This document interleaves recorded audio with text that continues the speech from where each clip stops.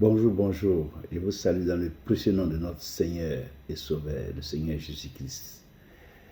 Aujourd'hui, nous allons voir la justice. Parce que hier, nous avons écouté le message du péché. Et aujourd'hui, nous allons écouter le message de la justice. Et demain, ça sera le jugement. Donc, je lis la parole tout de suite dans Jean 16, à partir du verset 9. La justice, parce que je vais au Père et que vous ne me verrez plus. La justice, parce que je vais au Père et que vous ne me verrez plus. Le Seigneur Jésus ici dit clairement à ses disciples que physiquement vous n'allez plus me voir. Tu vois. Mais il a dit qu'il n'allait pas les laisser orphelins. Parce qu'il est avantageux pour qu'ils s'en aillent. S'il s'en va, il priera le Père pour que le Saint-Esprit vienne. Donc quand le Saint-Esprit est venu, le Saint-Esprit est venu pour convaincre le monde du péché, de la justice et du jugement. Donc, voici les trois entités. Le jugement, le péché parce qu'ils n'ont pas cru au Seigneur Jésus, au message du Seigneur Jésus. Ils n'ont pas cru que le seul juste, le seul des saints, le seul vrai Dieu qui est descendu sur la terre pour nous sauver, personne n'a cru en lui. Ils n'ont pas cru en lui. Ceux qui ont cru en lui étaient un groupuscule. Tu vois. Mais le Seigneur dit que la justice, parce qu'il s'en va au Père. Parce que s'il s'en va au Père, maintenant, ceux qui voudront le voir doivent passer par le Saint-Esprit. C'est pour ça qu'il est écrit dans Jean 3, 7.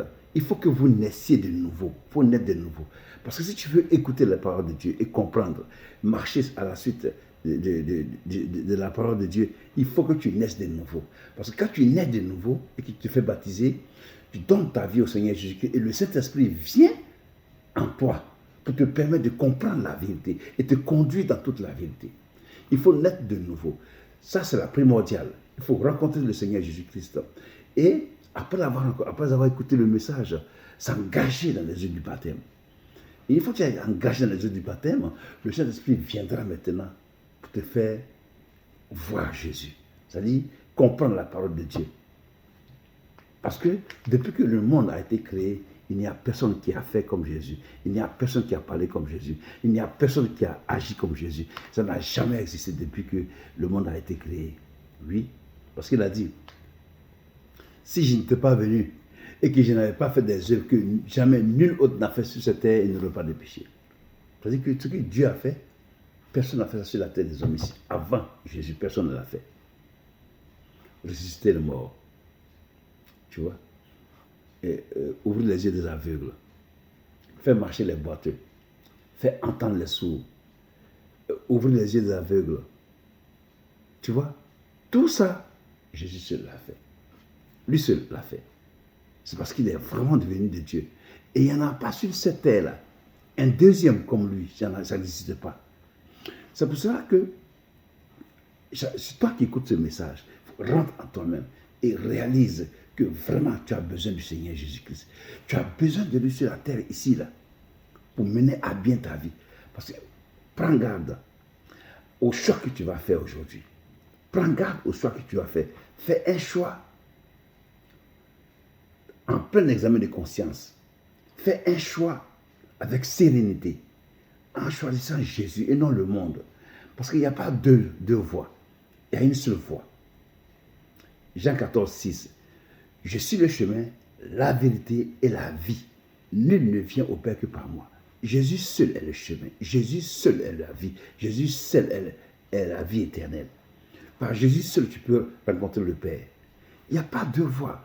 Donc, ne joue pas aux incrédules, mais sois serein. Sois sincère, serein et sincère pour faire ton choix. Tu vois, en t'attachant au Seigneur Jésus-Christ, qui est la vérité et qui veut ton bien. C'est lui seul qui veut ton bien. C'est lui seul qui veut ton bien. Lui seul. Ton père et ta mère peuvent t'abandonner, mais lui ne va jamais t'abandonner. C'est écrit là. C'est pour ça aujourd'hui, je t'enjoins, je te demande de choisir Jésus-Christ, de te réconcilier avec le Seigneur Jésus-Christ. Réconcilie-toi. Les temps sont mauvais. Les temps actuellement sont très dangereux et très mauvais. Il y a des bruits de guerre par-ci, il y a des bruits de guerre par-là. Il y a des bandits partout. Des gens qui tirent sur la foule n'importe comment. Et si là, tu n'as pas fait ton choix, que tu as reçu une balle perdue, je te dis, mon frère, que tu vas en enfer. Parce que tu auras fait ton choix. Alors, je ne te mets pas la pression, mais je te dis juste la vérité. Il faut choisir, il faut faire un choix. Le choix de choisir Jésus-Christ, de lui appartenir et de faire sa volonté sur la terre des hommes. C'est ça qui est un choix judicieux pour toi et pour moi-même. Moi qui l'ai fait, je trouve que c'est vraiment merveilleux. C'est une aventure, je ne vais pas te l'expliquer, mais en fait, c'est passionnant.